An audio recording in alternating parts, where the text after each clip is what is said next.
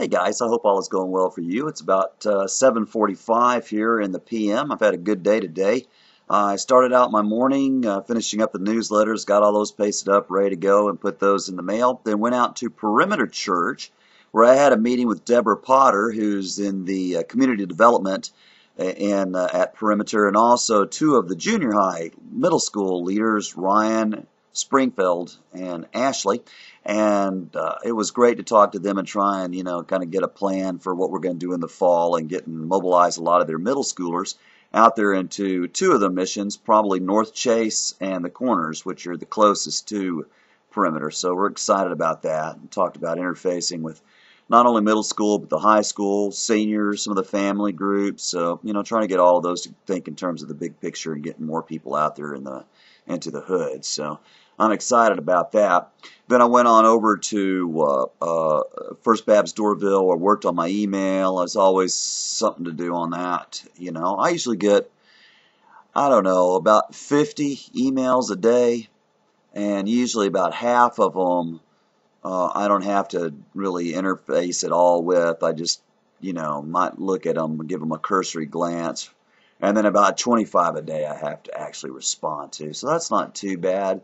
Normally my office work takes me about the email and stuff. Takes me in an average about an hour a day. Sometimes I'll end up having to fill out some form or doing some report, and that'll add another hour to it. But generally it's about an hour every day.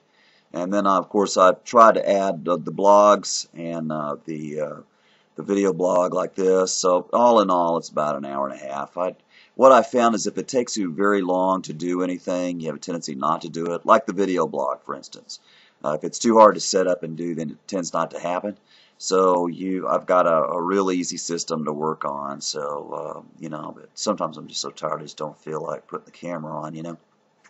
But anyway, I had a good time there, and as I mentioned in the written blog, man, I was so tired today. I don't know what the deal was. I don't know if it's the weather.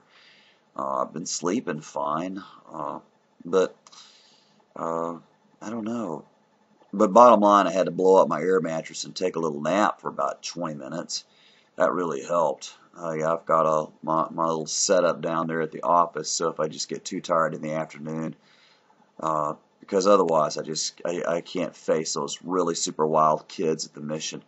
So, but if I have a little break and then can, go over there and help them, then I can do it for an hour and a half, and it's not too hard. Kathy, my wife Kathy, went over there this morning to work with some of the Bengali women. She's trying to go over there at least a day or so every week. I don't know if that'll last or whether Kathy is, she's a real teacher. She's worked in the public school system and at DeKalb Tech, where she actually has 30 or 40 students and, a real class. I mean, it's not like teaching ESL at a church or, at the missions. I mean, she's a real teacher. So, to come in there and work in kind of a random environment where, you don't have everybody at the same page abilities like with English classes, it's kind of hard for her. So,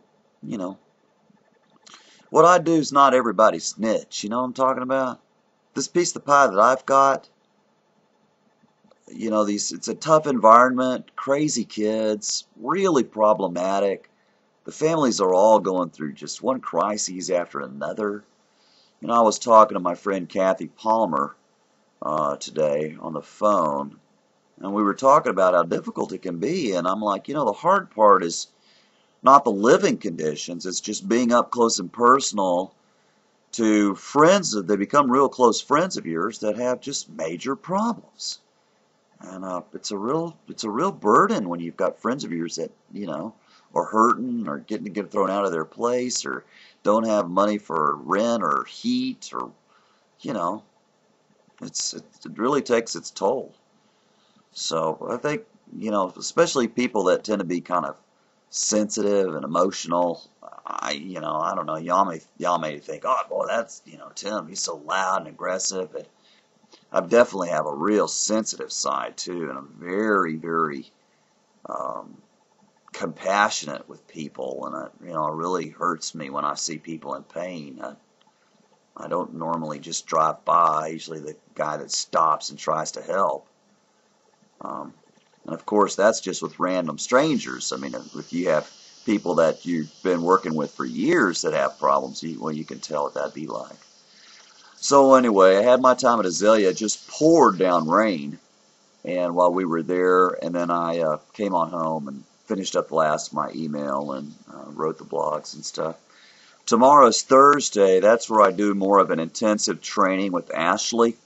We do that once a week on Thursdays, where we really try to, I try to really teach her some stuff.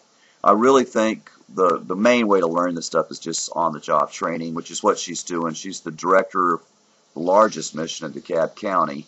And she's also doing in-home work with some of our mothers with the little kids. So, she's keeping busy with ministry.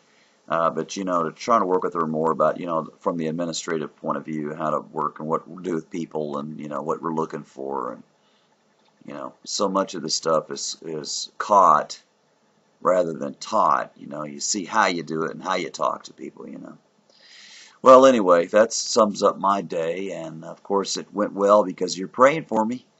And I appreciate that, you taking an interest in this stuff. And I look forward to seeing you tomorrow.